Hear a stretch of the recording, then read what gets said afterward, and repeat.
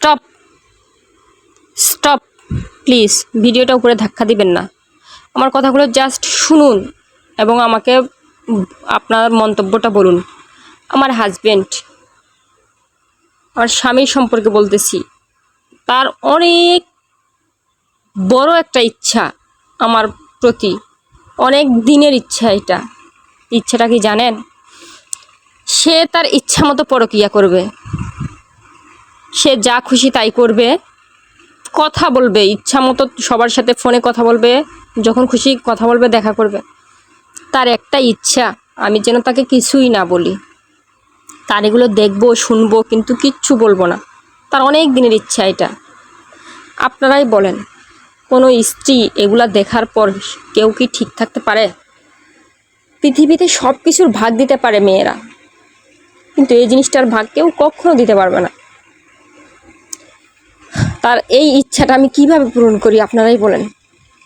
অনেক দিন যাবত এগুলা ঘটনা, তারপর আমি মেনে নিয়েছি। বাচ্চা আছে, আমি পরিবারটা ভাঙতে চাই না, সংসারটা নষ্ট করতে চাই না। এই জন্যই আমি এখানেই আছি।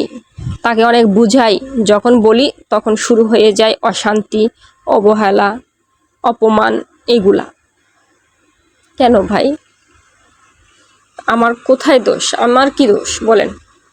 সে এইভাবে আমাকে যে অবহেলা করে, অপমান করে, কোনো মেয়ে এগুলা কি সহ্য করতে পারে বলেন? আমি যখন তাকে এগুলা সম্পর্কে বলি, তারপর থেকে সে আমার সাথে কথা বলা বন্ধ করে দিবে, আমার সাথে কোনো প্রকার যোগাযোগ করবে না। সকালবেলা অফিসে চলে যাবে, সেই 7টার সময় সারাদিন থাকবে সেখানে, কি খবর নাই, কোনো যোগাযোগ কিচ্ছু নাই। সে আসবে রাতের 11টায় 10টায় এভাবে। এর মধ্যে সে কখনো যোগাযোগও করবে না, খবরও নিবে না, কিচ্ছু না, একটা ফোনও দিবে না। অথচ তার ফোনে 500 থেকে 600 মিনিট লাগে প্রতি মাসে, এরও বেশি লাগে। তাকে এগুলো বললে সে বলে আমি সদস্যদের সাথে কথা বলি। ঠিক আছে, বলো, ভালো কথা ভাই, 1 মিনিট কি আমার জন্য হয় না? কিন্তু না, হয় না তার। আসলে একটা মেয়ের এর চেয়ে বেশি কষ্ট কি হতে পারে আমার জানা নেই। আমার সর্বস্ব দিয়ে আমি তাকে ভালো রাখার চেষ্টা করি, ভালোবাসার চেষ্টা করি।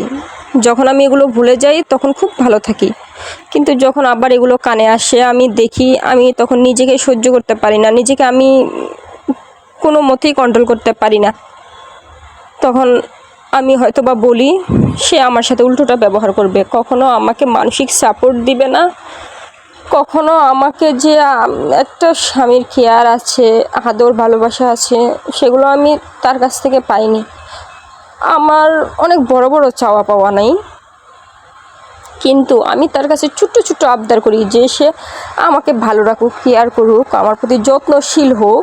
সেগুলো যত বাজে কাজে বাদ দিয়ে দিক, আমি তাকে একদম রাজার আসনে রাখবো। কিন্তু না, সে কখনোই মানবে না, সে তার মতোই চালিয়ে যাবে।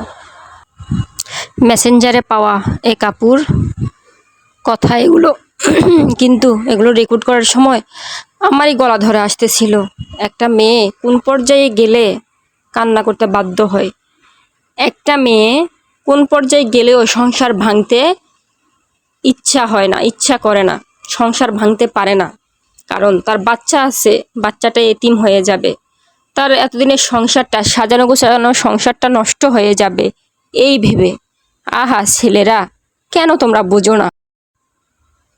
একটা বাহিরের মেয়ে যেমন, ঠিক আপনার স্ত্রীও তেমন। আসলে একটা আজহারি একটা কথা বলেছিল, যখন আপনার স্ত্রীকে আপনার ভালো লাগবে না, তখন বুঝবেন আপনার অন্তরটা পচে গেছে। এটা একদম চিরন্তন একটা সত্য কথা বলবো আমি, কারণ ছেলেদের অন্তর পচে গেলে বোঝা যাবে, বুঝতে পারবেন তার স্ত্রীকে তার আর ভালো লাগে না, তখন সে পরকীয়ায় আসক্ত, পর নারীতে আসক্ত হয়ে যায়। আর এটা একটা সংসার, একজন স্বামী, স্ত্রী এবং সন্তান, এই সব কিছু তছনছ করে দেওয়ার জন্য যথেষ্ট শুধুমাত্র পরকীয়া, হোক সেটা স্বামীর অথবা স্ত্রীর।